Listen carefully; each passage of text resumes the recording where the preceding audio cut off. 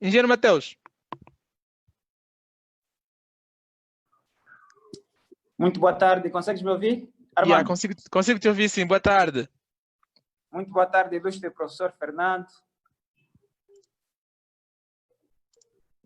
Já temos a sala quase cheia, então quando forem 14 e ponto aqui em Angola, a gente começa. Yeah. Só para lhe informar que já estamos também live na página da Anglo-Rússia no Facebook. Temos mais 4 minutos. Consegues identificar-me? A página para mim partilhar? Deixa eu te identificar agora. Miguel Antônio.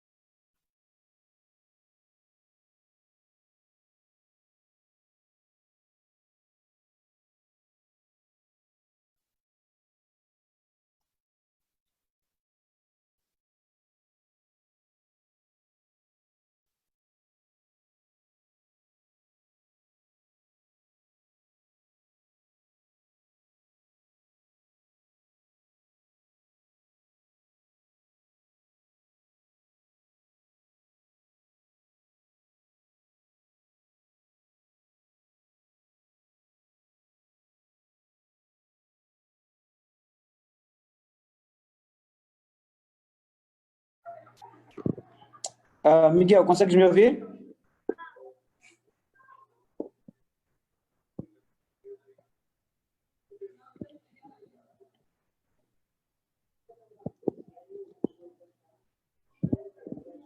Mateus, consegue me ouvir? Consigo sim. O professor Chivanga já está dentro? Estou vendo. Já mandou o link. Creio que já está para entrar. Só confirmar. Ok. Eu acredito que podemos começar com o professor Fernando Pessoa. Uhum. Sim, acho que Quando também o professor Chivanga chegar, no seu momento, a gente faz a sua apresentação. Claro. O Armando também tem algumas considerações antes de começarmos o webinar. Então, quem faz geralmente a abertura é o próprio Armando. Então, podemos começar. Acredito, já temos aqui uma audiência considerável e acredito que as pessoas vão entrando. No Facebook também estamos a ter audiência. Saudações à professora Kátia, que mandou agora uma mensagem. E muito obrigado por se conectar a gente. Então, Armando, é contigo. Obrigado, professor.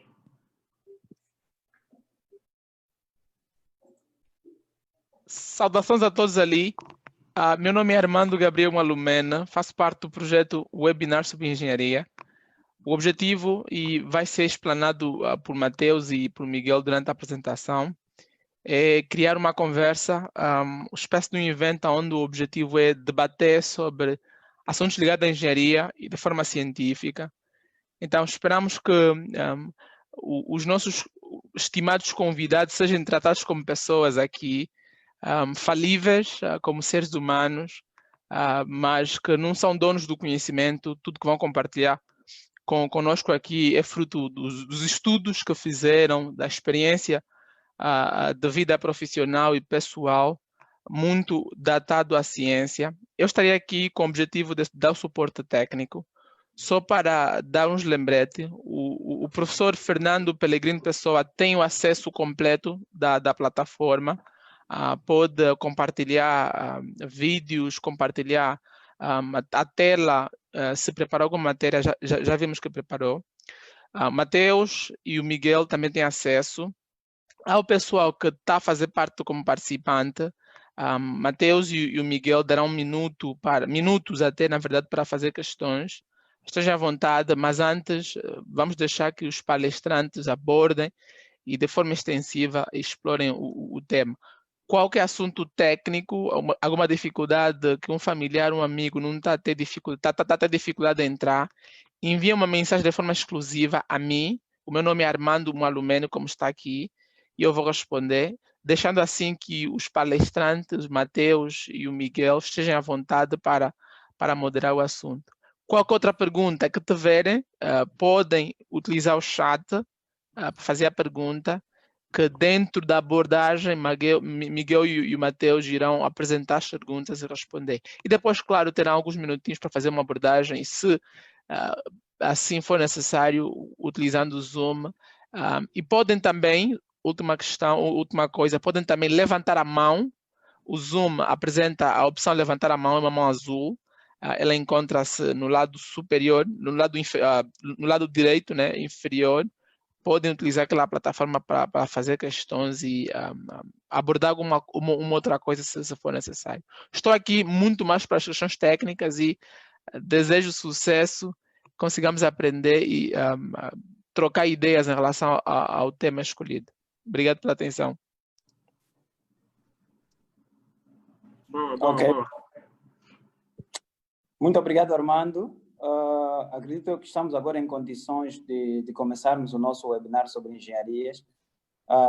E o engenheiro Miguel tem aí um pequeno resumo sobre este webinar e gostaríamos muito que, antes de fazermos a apresentação ao ilustre professor Fernando Pessoa, então gostaria que o engenheiro Miguel fizesse este breve resumo sobre este webinar, por que trazemos esta temática aqui. Ok, obrigado. Consegue me ver? Não sei, estou aqui. Sim, perfeitamente. Ok. Bom, antes de mais nada, quero agradecer a todos a vossa presença, saudá-los. Esse webinar tem como objetivo abordar sobre os papéis atribuídos às instituições na perspectiva do desenvolvimento sustentável e da produção científica em Angola. E para desenvolver esse tema, nós trouxemos dois grandes professores, o professor Fernando Luís Pellegrino Pessoa e o professor Antônio Andrés Vanga Barros. Eu tive o privilégio de ser aluno desses dois grandes mestres, um em Angola, e o professor Fernando Pessoa também foi meu professor aqui em Angola e depois no Brasil, em engenharia de processos. Então, são pessoas que, de facto, dispensam comentário. Uma breve apresentação do professor Fernando Pessoa.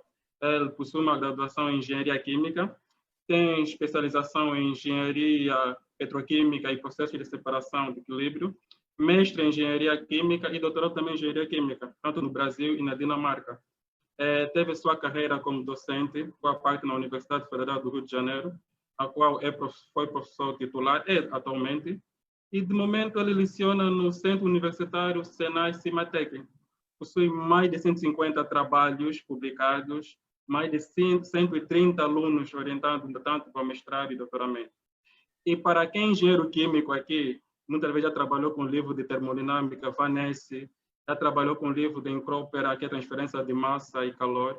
Esses dois grandes livros foram traduzidos pelo professor Fernando Pessoa em português e o professor Mac, da Universidade Federal do Rio de Janeiro. Então, estamos aqui a trazer pessoas que, de fato, vão agregar valor no nosso conhecimento nesses dois grandes temas que nós trouxemos para o pessoal. Então, professor Fernando Pessoa, se está tudo ok, está à vontade, pode começar com um tema. O primeiro tema aqui é do professor. Professor? Sim, está me ouvindo? Ok, conseguimos ouvir. Está à vontade, senhor professor. Pode fazer uma pequena... tela? A tela do professor... Não. Pode fazer aquele meu procedimento.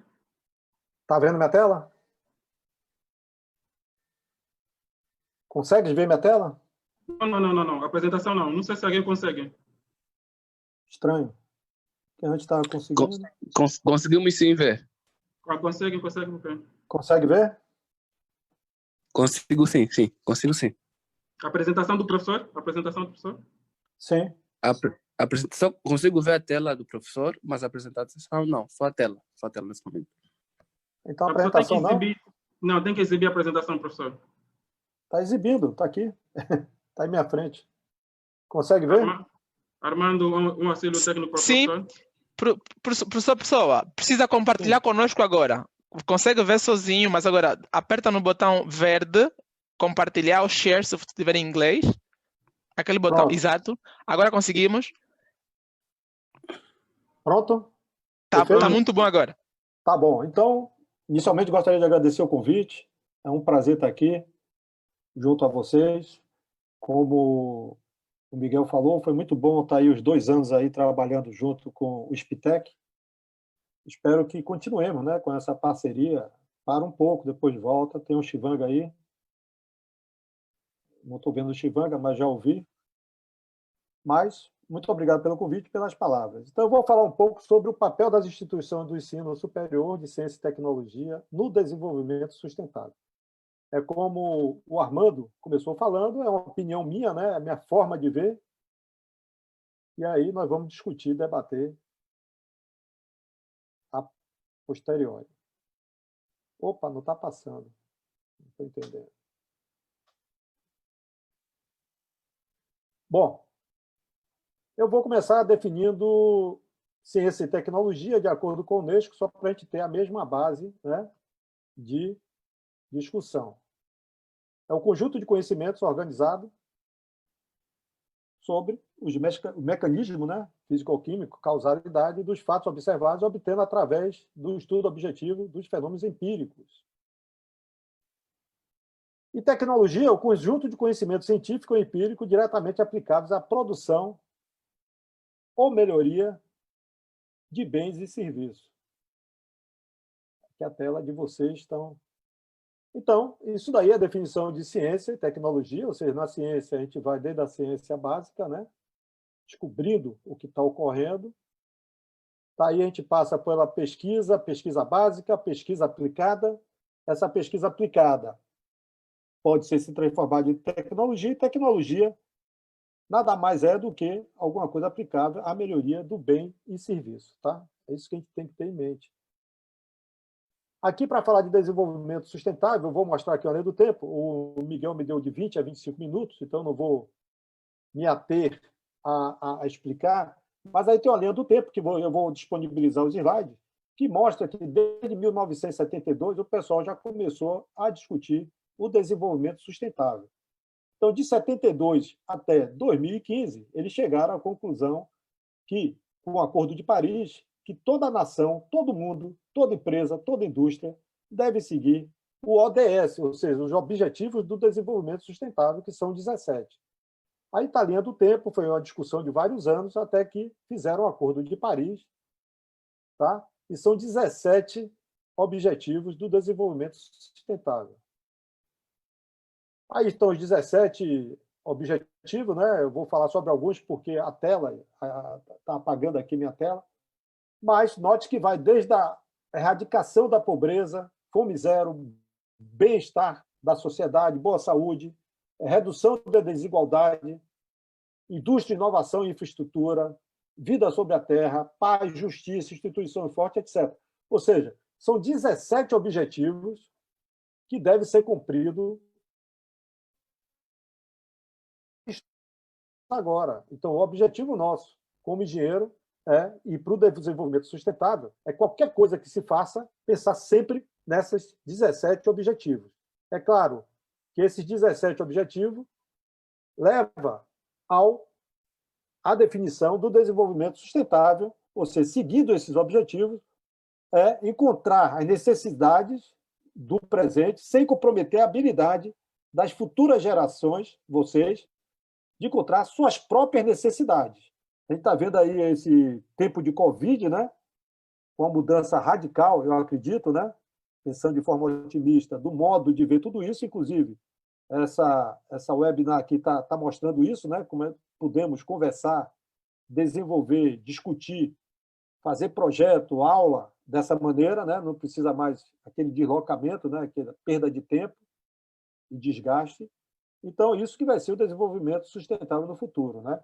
Então, encontrar necessidades no presente sem comprometer a habilidade de vocês, futura geração, encontrar suas próprias necessidades. E aí, todos aqueles 17 objetivos se reduz aos 3 pilares da sustentabilidade. São 17 objetivos que caem. Primeiro, meio ambiente próspero e saudável. Segundo, a parte social, justiça e bem-estar. Ou seja, hoje, nenhum projeto, nada caminha sem levar em conta a parte social, em termos de justiça e bem-estar. E, claro, sem a moeda, a economia forte, nada vai para frente. Esses 3 pilares formam a sociedade sustentável em cima daqueles 17 objetivos. Então, a pergunta é: como o país pode desenvolver ciência e tecnologia para diversificar sua economia e ser sustentável?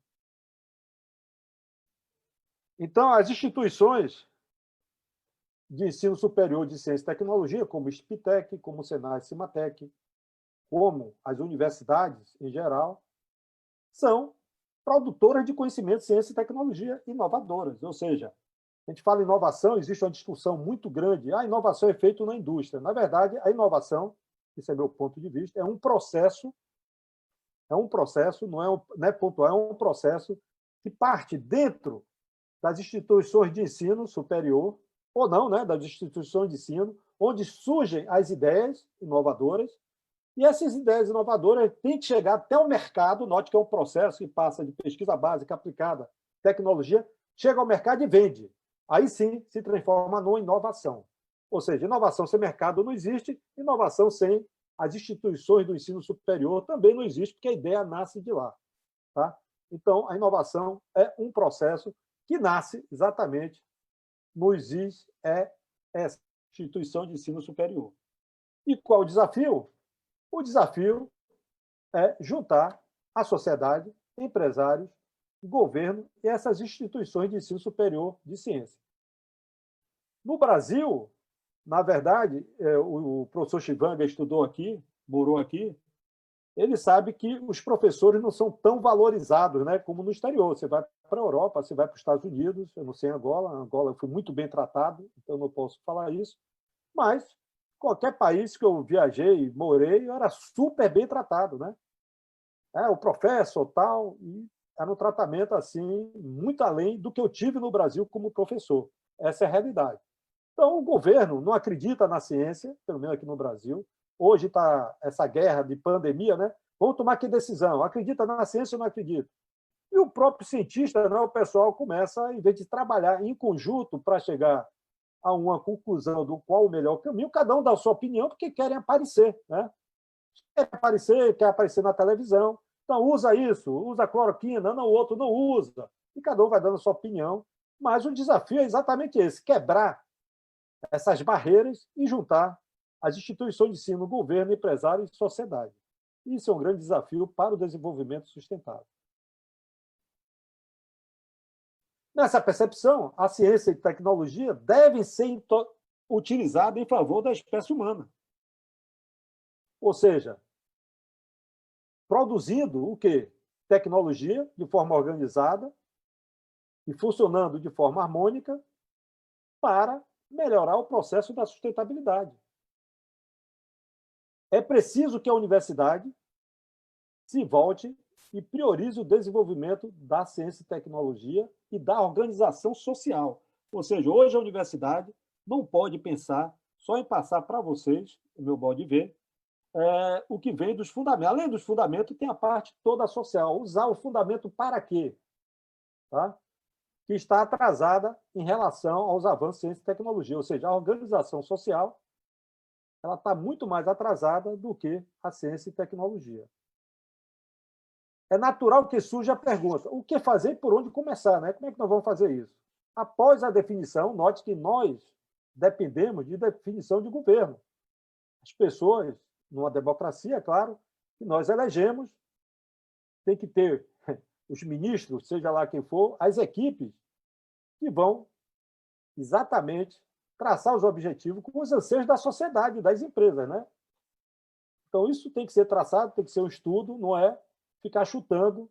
Eu estou falando assim, chutando aqui no Brasil significa o seguinte, ficar empiricamente tomando decisões de acordo com o que o político gosta, mas sim buscar o anseio da sociedade e das empresas.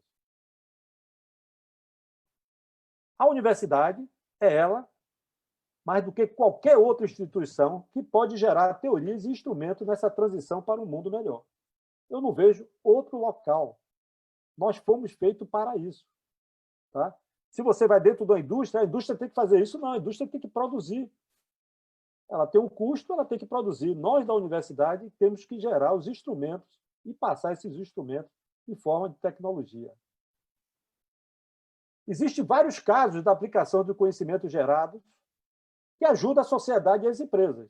É claro que eu vou puxar para o meu lado, engenharia química e termodinâmica. Por exemplo, eu tenho aqui um processo, que vocês estão vendo, onde tem aqui o quê? Utilidade quente e utilidade fria. Ou seja, eu estou gastando energia para aquecer as correntes de um processo e para resfriar. Note que eu utilizo, para fazer isso, 470 kW e 510, se eu não me engano, kW de utilidade fria. Usando a primeira e a segunda lei da termodinâmica, você pode chegar a uma nova configuração do processo e reduz de 470 kW para 20 e de 510 para 60 esse processo. Ou seja, tudo isso nasceu da academia. Toda essa forma que a gente pode chamar de tecnologia PIT veio da academia. Reuso de água, por exemplo. Isso aqui é uma refinaria. Isso aqui é um fluxograma de uma refinaria. Vocês vão ver em vermelho aqui, é exatamente o reuso de água. Onde nasceu esse método? Na UFRJ, que é chamado diagrama de fonte de água. A partir desse método, nós tomamos aquele processo químico que está jogando efluentes aquosos no rio, no mar, e tratamos e fazendo o reuso de água, que é a ideia da economia circular, ou seja, rejeito zero. Então, isso nasceu também na academia. Veja quantas contribuições são dadas da academia para o meio, né, para a sociedade, embora elas não usem ou não acreditem. O desafio tecnológico no pré-sal. Vocês têm o pré-sal aí. Vocês têm o pré-sal aí. Vocês têm muito petróleo aí no pré-sal. Qual o problema? Qual o desafio no pré-sal, tanto no Brasil atualmente, como também em Angola? É porque você tem um pré-sal com a quantidade muito grande de dióxido de carbono. Se eu não me engano, o pré-sal em Angola está cerca de 70%, 80%, como os campos no Brasil. e tem uma pressão muito alta. E tem um desafio muito grande fazer a exploração nesse nível de pressão e quantidade de dióxido de carbono. Temos a engenharia verde, que é um assunto novo, que a definição é o seguinte: é a mesma coisa que vocês aprenderam na engenharia química: projeto, comercialização e uso de processos, produtos que são viáveis técnica e economicamente. Só que a engenharia verde entra o quê? Os princípios da sustentabilidade. Minimizar risco à saúde humana, ao meio ambiente, e minimizar a geração de poluição na fonte, ou seja, satisfazendo os ODS, os Objetivos do Desenvolvimento Sustentável. Produção de biodiesel. Vocês têm aí, em Angola, uma grande biodiversidade. Então, só que a gente pensa o seguinte, note como nós pensamos, né? Nós temos sempre, nós professores, nós pesquisadores, nós temos o professor Chivanga vai falar aí na parte de produção científica, nós temos sempre aquela vontade, aqui no Brasil, a moeda de troca é artigo científico, tá? Do pesquisa. Então, o pessoal não estuda a produzir biodiesel. Então, ele faz pesquisa e a produção do biodiesel, aqui no Brasil, parte do óleo de soja, 70%, usa o metanol para produzir um biodiesel, tá? E produz um glicerol com 20% de pureza. A rota é o ácido básico, ou seja, esse processo que a gente diz que é renovável, da produção de biodiesel, note que ele está usando metanol que vem do petróleo, o óleo de soja que compete com a parte de alimentos, e, além disso, para você usar esse processo, que é o processo industrial atualmente usado em 90% dos casos, ele precisa tratar a matéria-prima, porque ele vem com a umidade, vem com a acidez, então você precisa de uma planta para tratar a matéria-prima, fazer rodar, gerar o biodiesel, e aí gera um efluente aquoso muito sujo, com 50.000 DQO. Ou seja, o tratamento também é caro. Mas se você usar os conceitos da engenharia verde, você pode transformar no processo verde, ou seja, no lugar do óleo, você pode usar um óleo de algodão, você pode usar um resíduo da biomassa. Ou seja, a partir da sua biomassa, você pode usar a extração, eu estou botando aqui com fluido supercrítico, mas pode ser com etanol ou qualquer outra coisa, para obter produtos de alto valor agregado. Eu sei que o Brasil tem, eu sei que Angola também tem. São produtos caríssimos que geram fármacos, etc. Você pode usar o etanol, que pode vir do milho, pode vir da cana-de-açúcar. Aí já começa a ficar verde o seu processo. Na parte aqui do processo, você pode usar, por exemplo, enzima, fluido supercrítico, ou pode usar um catalisador heterogêneo. Com isso, você tem um glicerol com a pureza de 80% a 90%. Você não tem um glicerol com a pureza de 20%, que não serve para nada. Você pode pegar esse glicerol e passar com algum microfone aberto. Você pode passar esse glicerol no carvão ativado, ele chega a 92%, 93%, chamado glicerol farmacêutico, que tem um valor agregado muito grande. Além disso, se você produz a lipase, eu tenho certeza que tem várias cepas selvagens disponíveis aí em Angola, como tem no Brasil, é trabalhar, o pessoal de biotecnologia, trabalhar para a gente produzir a lipase. E aí a gente tem um processo verde.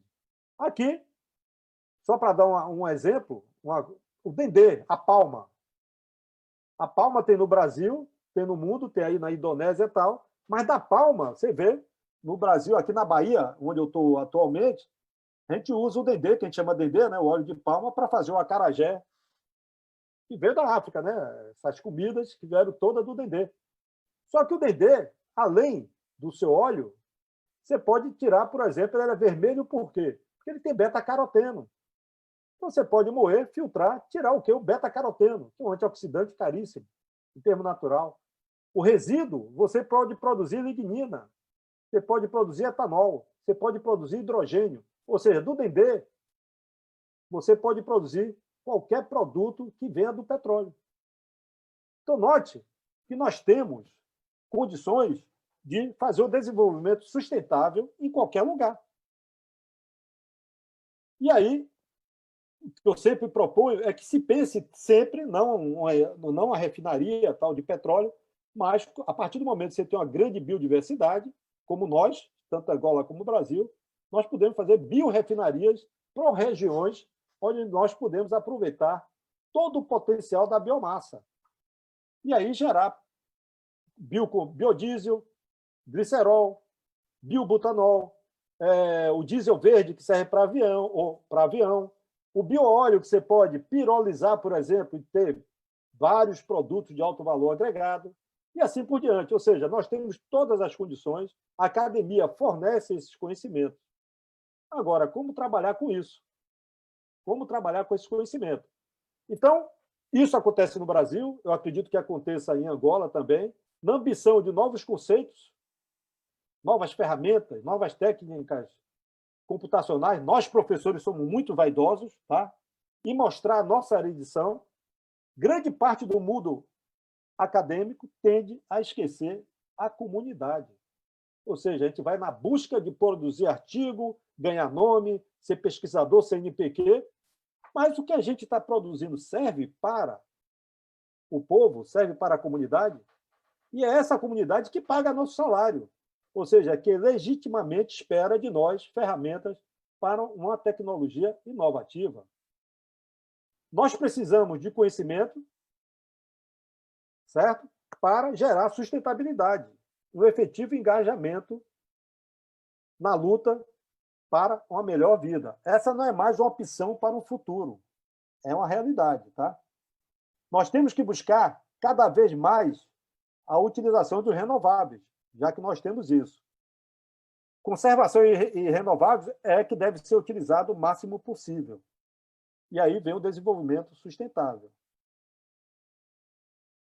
Deixar de lado nossa vaidade e reconhecer, como o próprio Armando falou, nós somos falíveis. Nós não temos conhecimento de tudo.